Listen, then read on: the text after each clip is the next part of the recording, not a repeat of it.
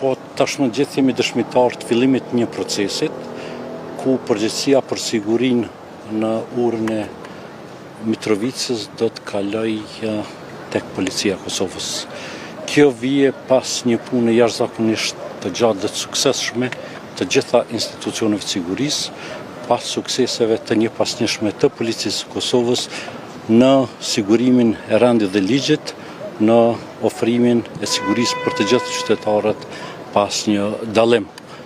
Tasht patjetër se kjo është një lajm i mirë. I gjithë procesi do të vijojë në koordinim të ngushtë mes KFOR-it, të cilët deri tani kanë pas përgjegjësinë e sigurisë në këtë urë dhe policisë Kosovës, por jo vetëm. A do të shohim dhe për sa gjatë do të shohim një pikë statike tjetër të policisë së Kosovës mbi Luminiber tashmë kur tenda është larguar dhe KFOR-i ka konfirmuar se gradualisht po e redukton prezencën e vet mbi këtë urë?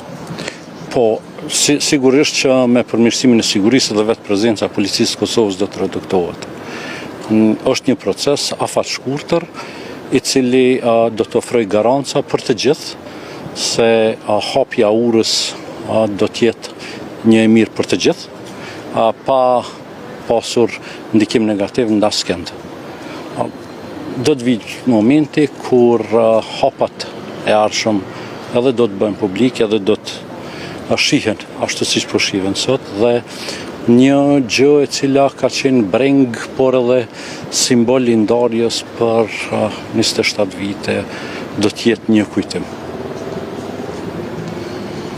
Mirë, edhe një pyetje tjetër nëse dikush nuk tenda është larguar, kur mund të presim heqjen e barikadave që janë vendosura në këtë pjesë, duke qenë se veturat ende nuk lëvizin? Të gjithë jemi të angazhuar që ky proces të përfundojë sa më mirë që është e mundshme, shumë shpejt do të kemi lajme të tjera të mira. Qartë, në anën tjetër kemi dëgjuar deklarata ditëve të fundit nga Beogradi zyrtar, një narrativ që cenon praktikisht shtetësinë e Kosovës, është folur edhe për Ujmanin, një ditë më herët u shpall non grata drejtori i Telekomit serb.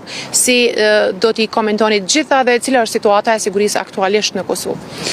Po, përsa i takon deklaratave, ne jemi mësu të dëgjojmë në vazhdimsi deklarata të cilat cenojnë sovranitetin, rrezikojnë sigurinë e Republikës Kosovës.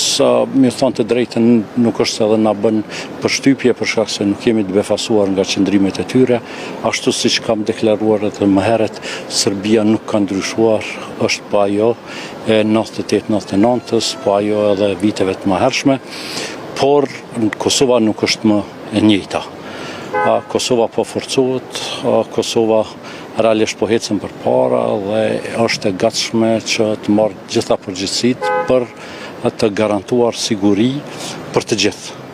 Dhe përmes kësaj të ofrojmë rrugë e qasje për zhvillim e prosperitet në tejshëm të Republikës së Kosovës.